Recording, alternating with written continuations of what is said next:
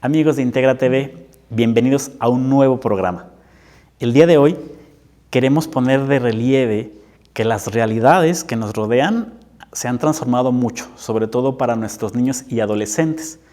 El solo hecho de salir a la calle ya implica un riesgo.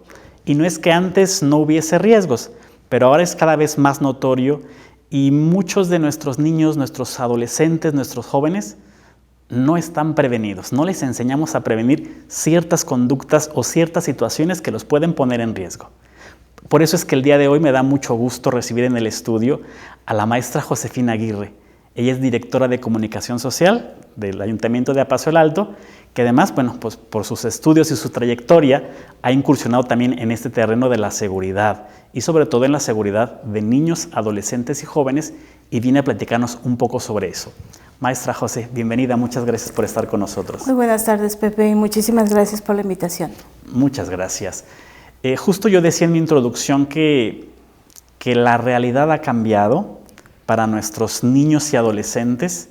Es decir, yo recuerdo que en mi infancia, no hace mucho, pues podíamos salir a jugar solos, estar hasta altas horas de la noche con los amigos de la cuadra, y sin tener como el miedo o el peligro o el riesgo. El riesgo era que uno se cayera, se descalabrara, que se aventara una piedra, un accidente, pero ahora cada vez más se habla de situaciones más extremas.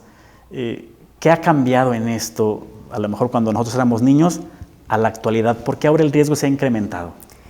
Porque aparte del aumento de la población, el cambio y el devenir de las dinámicas sociales es ya muy diferente. Vivimos en una sociedad muy globalizada que recibe estímulos de información, de cultura, de tradición, de mentalidad de todo el mundo, y en esas dinámicas nuevas de la sociedad actual, por un lado tenemos una generación que se enfrentó por primera vez a un encierro por pandemia, y tuvimos un brinco generacional en cuanto a que a nosotros todavía nos llegaron a educar con la chancla voladora o con el castigo del coscorrón, pero en algún momento se nos dijo como padres de familia que a los niños no se les debía tocar, y es cierto, no deben de imponerse castigos físicos porque a los niños no se les debe de maltratar de ningún modo. Pero no nos dijeron entonces cómo poner límites, cómo educar, y realmente como padres de familia, lo decían por ahí, nos graduamos junto con los hijos porque no nacemos sabiendo y estamos muy necesitados de asesoría. Entonces, pues ya no podíamos corregir a los niños físicamente con una nalgada, como decían las abuelas, pues mano mojada y a calzón quitado, ¿verdad? Para que te acuerdes y no lo vuelvas a hacer. Pero no supimos entonces cómo poner límites, y la verdad es que en la más tierna infancia, una de las columnas vertebrales de la formación de un niño es la disciplina y el establecimiento de límites, porque si no acostumbramos a los niños a no desarrollar una tolerancia a la frustración. Ellos quieren lo que quieren cuando lo quieren y en el momento que lo quieren, y nosotros como padres siempre decimos que queremos lo mejor para ellos y que ellos no pasen las carencias que nosotros tuvimos, y que ellos estén como entre algodones, y es bueno, pero no sin límites, no sin disciplina, porque creamos niños que se convierten en pequeños emperadores, pequeños ogros, exactamente, hijos tiranos, porque no me enseñaste a desarrollar mis procesos de frustración, y entonces si yo te pido una paleta y te hago un berrinche, en ese momento me la compras, cuando tenías que enseñarme, no te la voy a comprar ahorita, hijo, porque no traigo, o no es el momento, o llevo prisa, te la compro mañana, y no va a pasar nada, no te va a doler, no te dejo de querer, no es que no me importes, y tú aprendes que no todo en la vida se te va a dar porque tú lo pides o tú lo quieres, porque si creamos a los niños en ese entendido, pues de niños son tiranos, pero de jóvenes son delincuentes. Y bueno, creo que este establecimiento de límites además es una expresión del amor, ¿no? Exactamente. Y el ejercicio de la autoridad por parte de los papás, pues es una expresión del servicio también. Entonces parece que pasamos de un extremo a otro, es decir, de una disciplina muy severa, muy rígida, muy cuadrada, a una falta de disciplina incluso, ¿no? Así es, ¿no? Y parece ser, según estoy entendiendo, que entonces no estamos dotando a estas nuevas generaciones pues de las herramientas básicas y necesarias emocionales y emocionales, por supuesto, para poder pues defenderse del mundo que en sí mismo pues es una situación difícil, ¿no? Y sin herramientas nos enfrentamos al mundo de esa manera. Sí, si yo toda tu niñez, tu primera infancia, te complací, te consentí, tú no entendiste que a veces hay cosas que no se pueden. Yo hago lo que puedo en mi trabajo y en lo que hago para sacarnos adelante. Cuando seas un adolescente y quieras unos tenis que valen 5,000 pesos y no te los pueda yo comprar, no lo vas a entender y vas a reaccionar negativamente. Yo lo quiero y si tú no me lo proporcionas voy a salir a la calle a ver de dónde lo consigo o cómo lo consigo o quién sí me lo va a proporcionar. Y esto entonces nos pone como hijo, como niño, como adolescente, como joven, en situación de riesgo. Obviamente, porque la vida es un proceso de transiciones, de cambios. Pasamos de la primera infancia a la niñez, de la niñez a la adolescencia, la pubertad, la adolescencia, la juventud y ya después a la adultez. Y en cada transición tenemos pequeñas crisis, crisis de identidad, crisis de ubicación, de pertenencia, crisis emocionales. Y entonces las columnas que soportan la personalidad de un joven se deben de fijar en dos conceptos: pertenencia e identidad. Identidad con su núcleo familiar, identidad con sus padres, con quien lo preceden, su familia, identidad con una sociedad y pertenencia a ese núcleo familiar y pertenencia a esa sociedad. ¿Qué pasa con este bombardeo de estímulos visuales, culturales, de todos lados? Que los jóvenes se pierden en ese proceso de decir, ¿yo a dónde pertenezco? ¿Yo con quién me identifico? Y a veces los padres estamos tan ocupados en nuestro trabajo que no nos estamos dando cuenta que nuestro joven, nuestro hijo, nuestro adolescente está en esa transición. Y resulta que se identifica más con ese grupo, con esa tribu urbana que vio en la televisión, que ve en el internet, o con la bolita de amigos de la calle, el barrio, que con sus propios padres. Porque perdimos la comunicación, perdimos la convivencia, a lo mejor nos vemos en la mañana y en la noche, y en el día no hablamos, no nos acercamos. Y entonces, cuando un padre pregunta, es que ¿en qué me estoy equivocando? ¿Qué estoy haciendo mal? La pregunta es, ¿por qué mi hijo se identifica más con alguien de afuera que conmigo que soy su padre? O que conmigo que soy su madre. ¿Por qué está adoptando valores que no son los que nosotros tenemos? Pues a lo mejor yo no lo estoy siendo suficientemente capaz de transmitirle esos valores. Porque no tiene pertenencia a su casa, prefiere tener pertenencia al barrio, a la calle. Entonces, los amigos, la banda, el barrio, la calle, empiezan a ganarle terreno a los padres de familia. Si un joven se siente orgulloso... Que a veces incluso el padre de familia no solo es que pierda, digamos, como esta autoridad sobre el hijo, incluso renuncia a ella. Así es. Sí, porque ya no los puede controlar. Precisamente el no haber puesto límites y disciplina en la primera infancia, en la adolescencia, ya hablando de jóvenes, ya son imposibles de controlar por sus propios padres. Entonces la pregunta es esa: ¿qué necesito para que mi hijo se identifique conmigo y no con el cholo que está ahí en la calle? Conmigo, que soy su padre o que soy su madre, y no con la figura que ve en la televisión.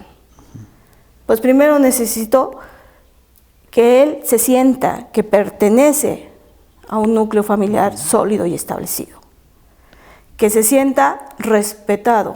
Y hablar de respeto quiere decir, conoce a tu hijo, entiende a tu hijo.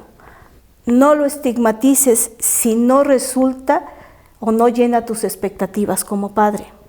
A veces también en ese afán de querer educar, creemos que podemos educar de palabra y no de hecho. Y entonces les decimos y les aconsejamos y los regañamos, pero nuestra actitud, nuestra conducta, nuestros actos, nuestro lenguaje es totalmente lo contrario. Y lo que nos llegan a contestar los jóvenes es, perdóname papá, perdóname mamá, pero lo que tú eres a mí me grita tanto que no me deja escuchar lo que me estás diciendo. No se puede educar de palabra, se tiene que educar de hecho y de ejemplo. No le puedo decir a mi hijo, no mientas, si él se da cuenta que yo soy una mentirosa. Claro, me le escondo al abonero, por ejemplo. Exactamente. ¿No? Dile que no estoy. No le puedo decir que sea responsable en la vida. Si él me oye decir que le hablo a mi trabajo y digo que me siento mal y lo único que pasó es que no me quise levantar ese día para ir a trabajar. No le puedo pedir lo que yo no soy. Porque entonces él va a encontrar esa identidad y esa pertenencia en otro lado. Que además es una necesidad humana, no esa pertenencia. Entonces, así es. Si no lo obtengo en este núcleo más cercano, pues es evidente que de manera natural también, pues la voy a buscar en donde la encuentre o donde me la proporcionen. Así es. Y no siempre van a ser las mejores personas quienes hagan eso. Exactamente. Eso por un lado. Y por otro, cuando queremos o estamos empeñados en esa formación, pero la exigimos y la demandamos de manera muy estricta, sin querer entender el porqué de nuestros adolescentes, es que yo te dije que así te tienes que vestir y así te tienes que peinar, y si no lo haces, entonces me estás fallando a mí, y entonces por eso te señalo y te estigmatizo. Pues no, porque tampoco es así. Porque los jóvenes van a reaccionar mal también, porque la autoridad no se impone, la autoridad se gana. Entonces yo te empiezo respetando a ti, que eres mi hijo, porque te conozco y te amo. Y bajo el principio de que primero que nada te conozco y te amo, te respeto, entonces voy a entenderte. Al menos voy a tratar de entenderte. O voy a tratar de entenderte, voy a hacer el ejercicio de entenderte. Que tienes 18 años, eres mayor de edad y te quieres hacer un tatuaje, ya estás en libertad de hacerlo. Pero yo, padre o madre, te tengo que decir, ¿ok? No te lo puedo negar, no te puedo prohibir que lo hagas. A lo mejor tú encuentras en hacerte un tatuaje, pues un rasgo de identidad con tu grupo de amigos o con tu generación. Pero yo estoy obligada a decirte que pienses que a lo mejor el día de mañana quieres entrar a un cuerpo uniformado, llámese el ejército, la marina, la fuerza aérea. O el día de mañana te das cuenta que tu vocación es para el área de la medicina y quieres estudiar. Y ese tatuaje te va a impedir que te admitan en una facultad de medicina, porque es uno de los requisitos en algunas escuelas. O ese tatuaje te va a impedir que tengas acceso a esa institución uniformada, porque fue una decisión que tomaste en tu juventud y pensaste que no tenía mayores consecuencias. Pero lo cierto es que todas las decisiones que tomamos en la vida, tarde o temprano, tienen consecuencias. ¿Qué tenemos que hacer los padres? Orientarlos. Tus opciones son estas. Si es cierto, tú decides, pero decide sobre el conocimiento de ti mismo, de tu medio, de lo que quieres en la vida. De pensar en lo que viene después, ¿no? Así es. Algunos padres, digamos, actuales podrían decir, es que a mí no me enseñaron eso, entonces no puedo enseñárselo a mi hijo. ¿Qué puedo hacer en este momento? A veces es un pretexto, a veces es una idea real, es decir, que realmente piensan que así es. Sin embargo, creo que cuando se toma conciencia, pues eso, de las consecuencias de las decisiones, pues incluso los propios padres pueden hacer un ejercicio de ir replantearse qué quieren para sus hijos y para ellos mismos. Entonces, no sé si usted pueda comentarnos algo de si en este momento como padre estoy notando que no, a lo mejor no estoy ejerciendo mi autoridad o mi paternidad de manera adecuada, ¿qué puedo hacer? Empezamos con este tipo de planteamiento porque queremos llegar a una cuestión de la seguridad de los jóvenes. Y es cierto, no tenemos a veces tiempo o manera de darnos cuenta, capacidad de eso. Su servidora, también he sido educadora de profesión, y yo les decía siempre a las madres de familia que es bien evidente que cuando los niños están en preescolar son como mamá cuervo, no quieren ni que les pegue el sol. Siempre están ahí, se preocupan que si el lonche, que si la tarea y se empiezan a alejar de ellos y los empiezan a dejar, y cuando están en secundaria ya ni voltean a preguntarles si llevaron tarea o por qué no llevas el uniforme el día de hoy. como que los van soltando. Cuando es en esa edad, en la adolescencia, en la pubertad, cuando más requieren esa cercanía, ese cobijo y ese abrazo de los padres. Los lazos de pertenencia, de identidad, se construyen a partir de la procuración de cuidados. Si yo me tomo el tiempo y la intención de que tú te des cuenta que te procuro por amor, a lo mejor estoy bien ocupada, pero me tomo la molestia de, si eres un niño pequeño, de servirte tu desayuno. Esa es una procuración de cuidados, que es muy diferente a que si yo te llevo a la escuela, te doy 5 pesos y le digo, mira, cómprate con el señor del puestito un vasito de cereal con leche para que desayunes. Y así te metes a la escuela. Esa obligación de procuración de cuidados que debe de ser mía como madre, se la estoy delegando al señor del puestito. Yo nada más pagué por ello. Ajá. Y entonces la otra parte de mi formación es como perito criminalista y he tenido la oportunidad de estar muchas veces en esos ministerios públicos donde está el joven acusado, donde están sus padres, está su madre, y las madres se preguntan, ¿en qué fallé? ¿Por qué me salió así? O cuando les cuestionan por qué, los jóvenes están enojados, molestos, y le contestan, usted cállese, usted ya no sabe nada, ma, usted está vieja. Ahí no se formó ni un lazo de identidad. Ahí no hubo una procuración de cuidado, ahí no hubo límites, no hubo disciplina, no hubo pertenencia. Pero ya cuando están en una barandilla, ya cuando están en un ministerio público, cuando están enfrentando un proceso, o lamentablemente cuando los van a identificar a una morgue, es demasiado tarde. Y llegamos a esa conclusión porque el problema de seguridad que tenemos actualmente ya dejó de ser un problema que compete únicamente a los organismos del Estado o de gobierno. Es un problema social. Y si es un problema social, se creó en el núcleo familiar y es en el núcleo familiar donde se tiene que encontrar la salida. Y es en esa conciencia de los padres, de primero acercarnos a nuestros hijos, conocer a nuestros hijos, respetarlos en la medida de que ellos son seres pensantes, tienen derecho a un respeto. Y también en el respeto me voy un poquito atrás en el comentario de que a veces somos muy estrictos en la educación también, y también ahí nos vamos al otro extremo, de decir, es que no eres lo suficientemente listo, me explico. Y entonces cuando no cumplen nuestras expectativas como padres, empezamos a señalarlos y a estigmatizarlos. Y luego lo hacemos delante de los demás. Y le decimos a la tía, a la comadre, ay, no, es que este es un huevón. Ay, no, es que salió burro. Ese señalamiento va mellando en la autoestima de los propios jóvenes. Y también va abriendo un abismo en esa identidad y en esa pertenencia con esa madre o ese padre.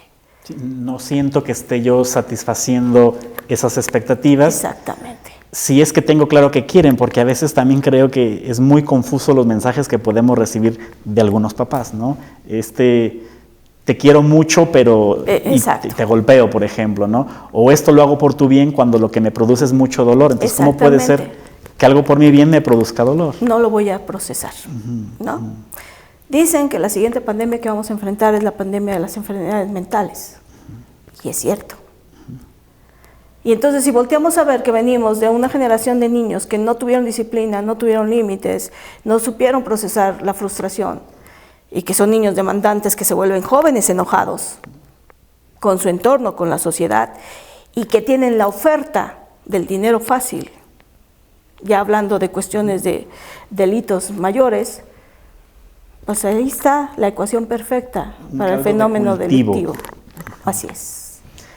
Y si aparte los medios de comunicación, las redes sociales y todo lo demás que se mueve alrededor de lo que se considera de moda, las letras de la música, les dicen que lo que rifa, que lo que impera, que lo que está de moda es esta cultura Y nosotros, madres de familia o padres de familia, glorificamos esa cultura porque yo me la paso oyendo narcocorridos, porque yo, madre de familia, ya me aventé las 15 telenovelas del Chema, el Chepo,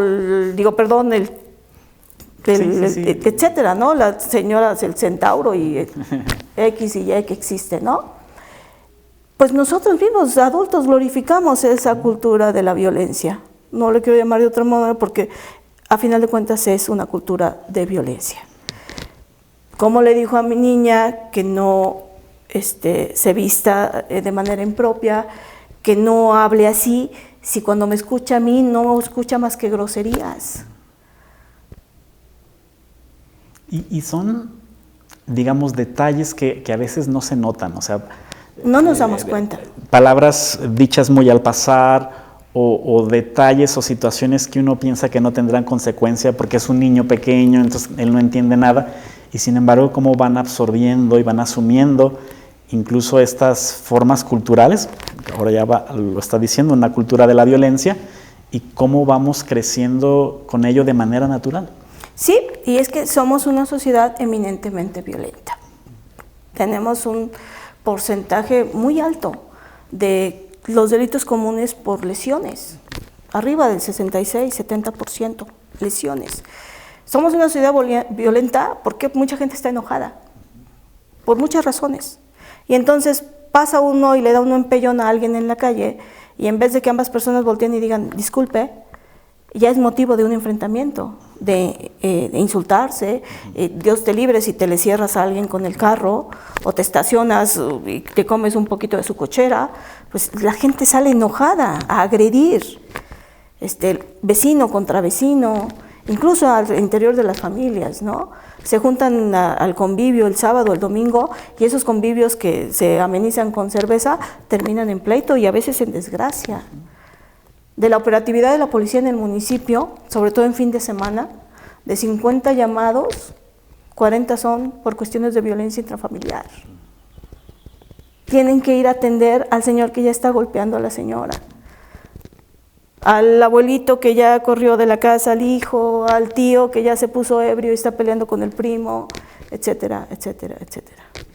Entonces somos una sociedad violenta, no lo asumimos, somos una sociedad que requiere esa reflexión de decir en qué estamos contribuyendo al clima de inseguridad. Somos una sociedad que de repente dejó de ver a sus jóvenes y los dejó crecer solos, que les permitió crecer corriendo. Los niños tienen que ser niños y los jóvenes jóvenes. ¿Por qué me visten a una niña de 5 años como si fuera una mujer de 20 y me la ponen a perrear con un reggaetón? ¿Ah, qué chistosa se ve, qué gracia nos causa? Y suban a TikTok además, ¿no? Exactamente, pero realmente ¿qué significa? ¿Por qué le dejo mi papel de padre y de educador a una tableta, a un canal de televisión?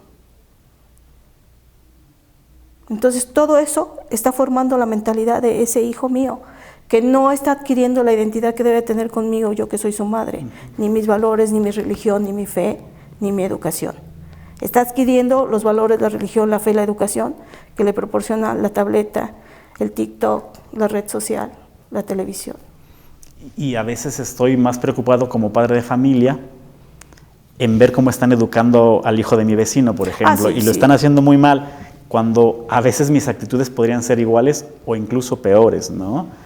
Nos está pintando un panorama que podría sonar muy sombrío, muy pesimista. Entonces quisiera preguntar, maestra José, pues desde su experiencia, de sus conocimientos, desde su trayectoria y de lo que usted ha trabajado, ¿qué se puede hacer? Es decir, ¿cómo podemos mejorar este clima? Lo ha llamado una cultura de violencia, a lo mejor si no queremos ir como tan al extremo, pues a esta cultura donde no están presentes estos límites, donde no hay esta pertenencia, no hay este sentido de identidad, y por lo tanto, como niño, adolescente, joven, me coloca en situaciones de mucho riesgo. ¿Qué se puede hacer? Primero, asumir que el problema está en la sociedad, la solución está en la sociedad. El problema de la violencia intrafamiliar que se permea a la sociedad y de ahí a la delincuencia empieza en el núcleo familiar. Tenemos que asumirlo como familia, como padres hacia los hijos. Tenemos que voltear a verlos. voltear a preocuparnos, voltear y buscar la manera de cómo ser mejores padres de familia. Sí es preocupante, sí. No está todo perdido, claro que no. Como dice la alcaldesa, y tiene razón, los buenos somos más. Pero a veces no nos notamos. No, a veces no nos alcanza, pero la verdad es que sí, somos mucha gente buena en Apaseo. De hecho, Apaseo del Alto se distingue porque la gente es cálida, todavía recibe al visitante con una sonrisa, porque la gente en la calle se saluda. Hay lugares, hay sociedades en los que eso ya no se ve. Entonces somos una sociedad todavía de gente buena y de gente trabajadora. Entonces claro que tenemos camino, tenemos esperanza. Y lo primero que tenemos que hacer en el núcleo familiar es eso, ¿no? Voltear a vernos hacia adentro y decir qué tanto estamos contribuyendo a esa sociedad violenta, ¿no? Qué tanto entre esposos, entre padres y hijos, entre hermanos, nos agredemos verbalmente o físicamente, y asumir que ahí empezó el problema, ahí tiene que empezar la solución. En el caso ya de la seguridad en la calle y de la seguridad en la escuela y en el transporte y demás, pues ahí ya entran otros factores. Y es también parte del objetivo de todo esto, ¿no? El aprender a prever los riesgos. La mayoría de los delitos del fuero común son delitos de circunstancia, quiere decir que se cometieron porque las circunstancias estuvieron a modo. La teoría del delito dice que para que un delito se concrete, el delincuente tiene que tener 3 cosas: la motivación para delinquir, los medios para hacerlo y las circunstancias a modo. En la motivación y los medios no podemos hacer nada, pero en las circunstancias sí. No sé si han escuchado, pero luego son muy sonados en los medios nacionales. Por ejemplo, se perdió una chiquita en un fraccionamiento multifamiliar en Querétaro. La mamá la mandó a comprar limones de un 3er piso a la tienda que estaba en el 1er piso. Y en ese transcurso del 3er piso al primero, de 3 departamentos, la niña desapareció. La encontraron una semana después, ultrajada y muerta. Y se la había llevado un vecino del mismo fraccionamiento. Un vecino que acaba de llegar ahí a rentar, que venía creo que del estado de Oaxaca. Y que se escondió en el quicio entre un piso y otro de la escalera, donde se hace oscuro. Ahí se escondió. Cuando vio pasar a la niña, la jaló, la sometió y se la llevó. ¿Cuáles fueron ahí las circunstancias? Una niña pequeña de 10 años en la tarde, ya cuando está oscureciendo, sola. Si yo quiero que desarrolle competencias de autonomía, de independencia y que sepa andar, tengo que enseñarla a cuidarse. Entonces a una niña pequeñita sí te voy a mandar a la tienda para que aprendas, pero yo te voy a estar checando desde la puerta de la casa. Te voy a ver bajar la escalera, te voy a ver entrar a la tienda y te voy a esperar a que salgas. Para que vayas desarrollando autonomía, sí, pero con seguridad. ¿Puedo meter un poco de inquietud ahí? Claro, adelante. Es decir, porque alguien que nos está escuchando podría pensar que estamos responsabilizando a la niña o victimizándola en el sentido de, es decir, no estamos viendo la responsabilidad que tuvo el delincuente o quien cometió este atropello. Dijo usted, no podemos hacer nada ahí. Pero alguien podría decir o argumentar que entonces estamos responsabilizando a la niña, o sea, ¿para qué anda sola? No, porque... Por ejemplo, perdón. Sí, sí. Sí. No, de hecho, la intención no es esa. Y sí, ya me habían hecho ese tipo de comentarios. No, es que no estamos diciendo que la víctima sea responsable. Estamos diciendo que había una situación de riesgo y una circunstancia a favor.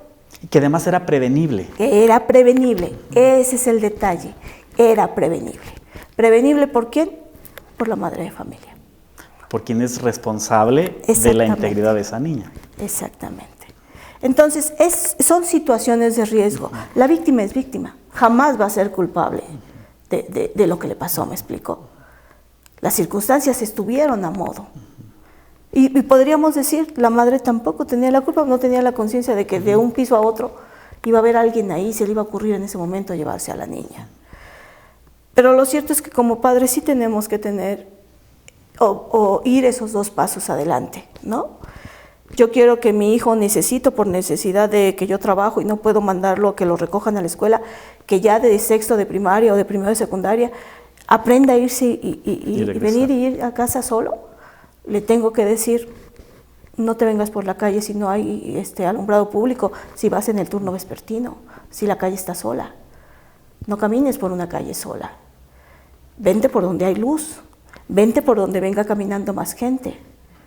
Si tienes que subirte a un transporte público, jamás te quedes solo con el chofer en el transporte. Bájate en la parada donde se baje toda la gente y espera la siguiente corrida. Trae el teléfono siempre con pilas y con saldo. No lo uses para estar ahí checando el TikTok. Acuérdate que lo vas a necesitar para hablarme a mí o yo para hablarte a ti, porque tengo que estar pendiente de ti. Si estás en la parada y estás solo y hay un carro se acerca y hay más de una persona arriba del carro, retírate de la parada. Porque si te quedas ahí, se acerca y se bajan, te van a someter inmediatamente, te van a subir al carro y te van a llevar.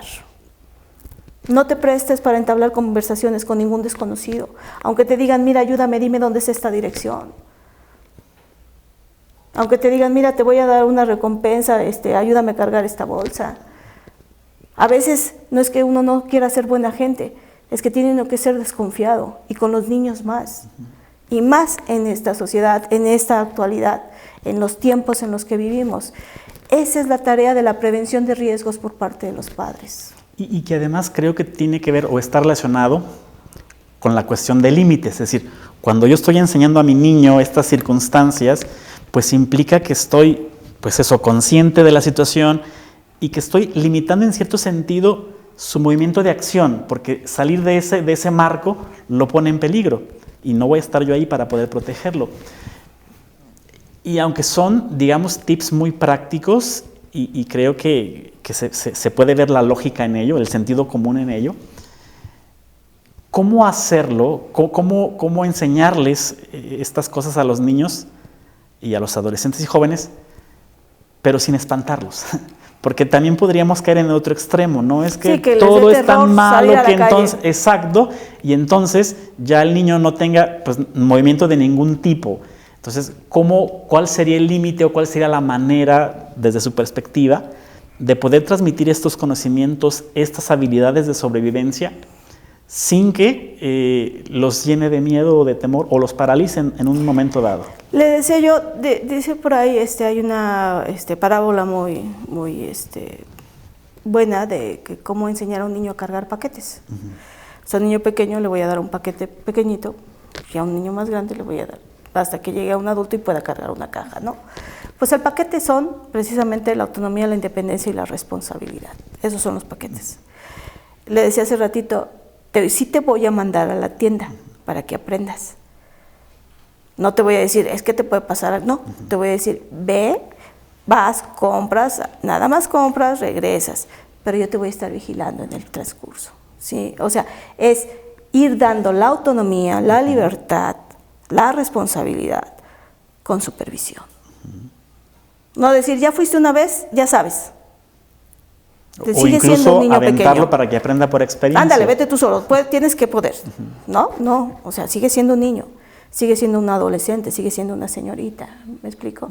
Entonces, es ir dándole la autonomía, la independencia, la responsabilidad, pero con supervisión y en forma gradual. Yo ya te enseñé cómo subirte a un camión, dónde sentarte, ya te enseñé lo que tienes que tener cuidado, no hables con desconocidos. No quiere decir que lo voy a aterrorizar. Y hablando de aterrorizar, también ahí entran los asegúnes, porque después nosotros queremos tener a nuestros hijos en una esfera de cristal, pero nuestros hijos ya se chutaron La Monja, El Exorcista, todas las 5 de Chucky, y no se espantan, ¿me explicó? Sí. Y entonces dice uno, criaturas que no les da miedo, a mí de adulto me da miedo, ¿no? Entonces, la verdad es que las nuevas generaciones pues vienen un poquito más despiertas de lo que nosotros estuvimos y a lo mejor vienen con capacidades ya más desarrolladas. Los niños son listos, los niños entienden, los jóvenes también. Pero los jóvenes entienden cuando ese aprendizaje va acompañado de respeto, de amor, de procuración de cuidados y de esa identidad y de esa pertenencia. Estoy orgullosa de quién es mi padre y quién es mi madre. Estoy orgullosa de la familia a la que pertenezco. Fui cuidada, fui querida, fui guiada, me transmitieron sus valores, me educaron con el ejemplo de su vida, de gente trabajadora, honesta, buena. Esa es mi formación, de eso estoy hecha. Eso es lo que tienen que tener los jóvenes. Y es justo, creo que este comentario que usted hace, pues explica esta idea de que estas nuevas generaciones tienen mucha información, pero poca formación. Exacto. Y esa formación justamente que inicia, como decía usted, en el núcleo familiar desde la más tierna infancia, ¿no? Y no soltarlos en algún momento o incluso renunciar a esa responsabilidad que como padres tenemos. Incluso yo iría más allá, no solo como padres, o sea, los adultos que convivimos con otros menores, digamos, pues creo que también tendríamos responsabilidad. O sea, no porque mi vecino no sea mi hijo, pues entonces yo dejo que haga lo que sea. Creo que también habría maneras de poder compartir con alguien que no es mi hijo, ¿no? O que no tengo responsabilidad sobre él, pues estos valores o estas situaciones formativas que también les ayuden, ¿no? No para saltarme la autoridad de sus papás, pero creo que a veces también la indiferencia nos coloca en situaciones de riesgo muy fuertes. La indiferencia, sí, efectivamente, y porque además así también nos hemos ido haciendo como sociedad. Indiferentes, nos hemos ido endureciendo. Con eso de que todos los días escuchamos y vemos en las noticias, ya hemos ido perdiendo nuestra capacidad de asombro y quizás nuestra capacidad de indignación, ¿no? De decir, y a veces nuestra capacidad de respuesta también. Sí, y de ser empáticos con el prójimo, con la persona que está enfrente de mí, ¿no? Perdimos el contrato social, ese que dice que mi bienestar es tu bienestar, y mientras los dos lo cuidemos, vamos a tener una buena convivencia, como vecinos de la calle, como vecinos de un pueblo, como ciudadanos de un país. Ya lo perdimos en ese sentido. Y volvemos a lo de que pues, la sociedad es violenta, la gente está molesta, está enojada, y a veces, pues, si de jóvenes no sabemos manejar ni la frustración ni la ansiedad, pues de adultos tampoco, ¿no? Y ahí está la otra vertiente de la consecuencia. Esos índices de adicciones, ese consumo de sustancias, ¿qué es lo que mucha gente encuentra para paliar esa frustración y esa ansiedad? Sí, no busca el origen de su problema. Lo que decíamos, uno busca respuestas, soluciones, y si no las encuentra en la familia, las va a buscar afuera, ¿no? Y están ahora tan accesibles como a lo mejor como nunca antes, ¿no? Entonces creo que es una labor pues fuerte, complicada, compleja, donde, bueno, además de la familia, pues también los gobiernos intentan pues implementar ciertos programas que vayan como prevenir, digamos, y proteger en ese sentido. No sé qué opinión le merezcan a usted, no vamos a hablar de manera específica de un programa específico, pero estas iniciativas que los gobiernos puedan tener, y a lo mejor si hablamos del municipio, para ir solucionando estas situaciones o para ir contribuyendo de alguna manera a su mejoría.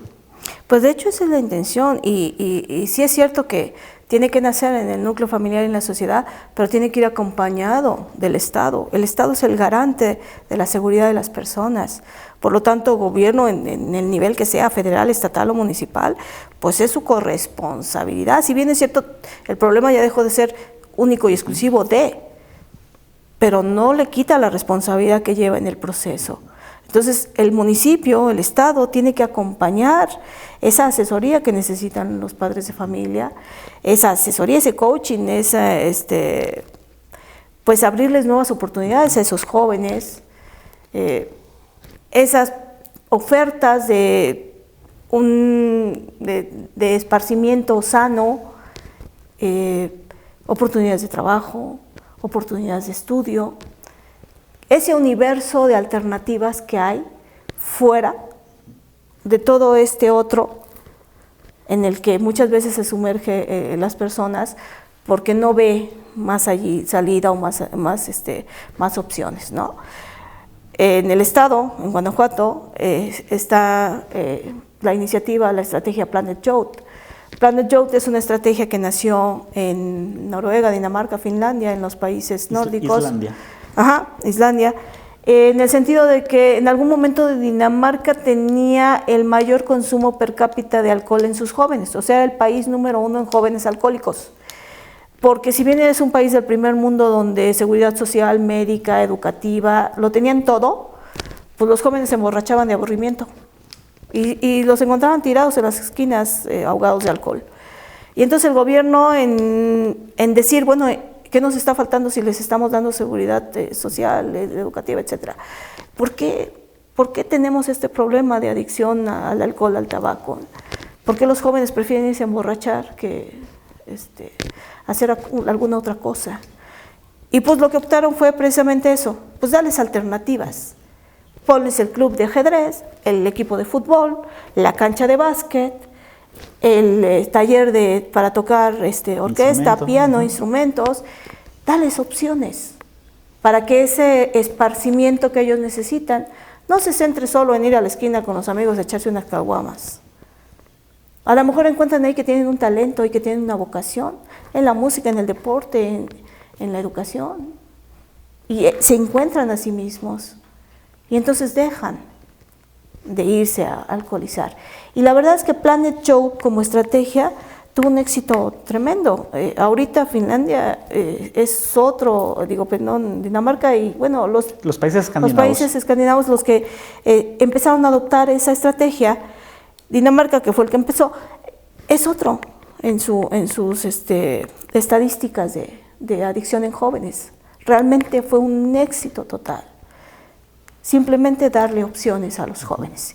Y en Guanajuato, este año, en este trienio, los 46 municipios se adscribieron a Planet Joe. Planet Joe está en Apaseo del Alto, están haciendo buen trabajo por parte de la Secretaría de Salud con el acompañamiento del gobierno municipal.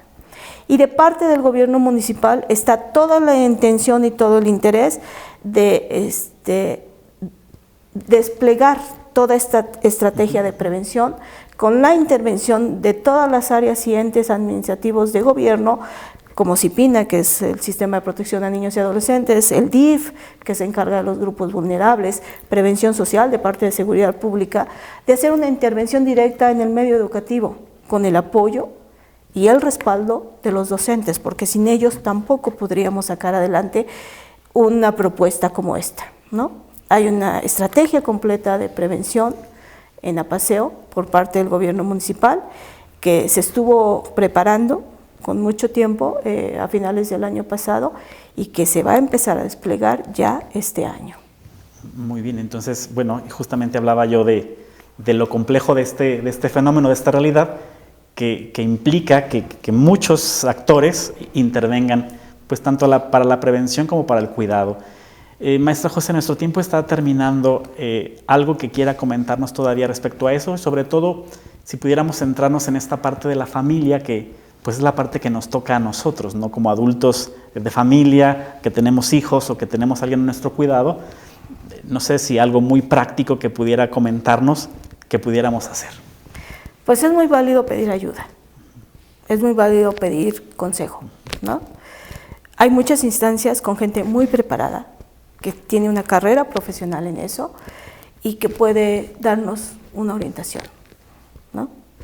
En cualquiera de las etapas de desarrollo de los niños, de los jóvenes, como padres decir, oiga, yo tengo un problema con un adolescente, ¿qué me aconseja? Está el Instituto de la Mujer, el Instituto de la Juventud. Es válido acercarnos y decir, quiero que me orienten. Y pues primero que nada, tener esa conciencia y esa convicción de que la mitad de la solución la tengo yo como ciudadano. El gobierno por sí solo no logra nada. El gobierno tiene que ir siempre a la par de la participación ciudadana. Es una corresponsabilidad compartida. Si no lo entendemos como sociedad, no va a haber cantidad de elementos de seguridad, no va a haber armas, no va a haber equipamiento que alcance y que resuelva. Puede estar Marina, Sedena, Guardia Nacional, Policía Municipal, Estatal, y no va a cambiar, porque no estamos atacando el origen. El núcleo familiar siempre, ¿no?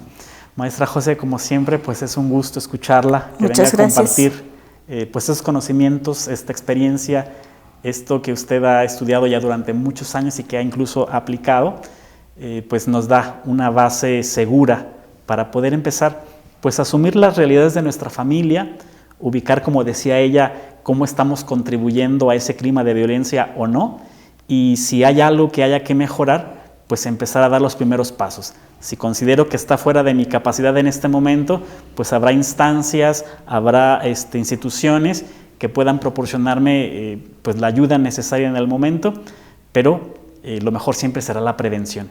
Entonces, si desde nuestras más tiernas infancias podemos ir pues desarrollando este vínculo amoroso, este respeto por el otro, esta disciplina con límites que se transmiten con amor, pues seguramente este tejido social pues podrá tejerse nuevamente con más colores y de una manera más fuerte tal vez, ¿no? Podrá reconstituirse de algún modo. Necesitamos jóvenes que abracen la vida con alegría, con vocación de ser productivos, honestos, trabajadores, formar familias bien establecidas, buenos padres de familia. Y eso empieza con el ejemplo Así de es. los que ahora pues estamos en esta etapa de la vida, de la adultez o de la madurez. Maestra José, muchísimas gracias por su visita. Esperamos que no sea la última, sino que venga también a compartirnos pues esto que usted sabe y esto que usted hace, y que seguramente será de mucha utilidad para quienes nos están viendo el día de hoy. No, pues al contrario, muchas gracias a ustedes, a la televisora y a la gente que amablemente nos está escuchando. Pues estamos para servirles. Muchas gracias por su tiempo, por estar poniéndonos un ratito de atención. Si esto es para algo bueno, vale la pena, y sí vale la pena porque tenemos tanto bueno por qué salir adelante. Estamos seguros de eso y seguramente pues van a pedir más, entonces ya le estaremos por ahí invitando en otras ocasiones. Pues, yo encantada para servirles. Muchas gracias. Muchas gracias. Y también a ustedes, muchísimas gracias, amigos. Nos despedimos el día de hoy. Nos vemos muy pronto.